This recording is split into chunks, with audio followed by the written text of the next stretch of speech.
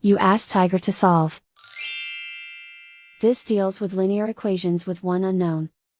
The final result is x equals 55. Let's solve it step by step. Simplify the expression. Expand the parentheses. Simplify the arithmetic. Group all constants on the right side of the equation. Subtract 270 from both sides. Simplify the arithmetic.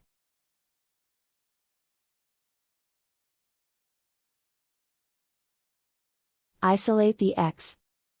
Divide both sides by 18. Simplify the fraction. Find the greatest common factor of the numerator and denominator. Factor out and cancel the greatest common factor.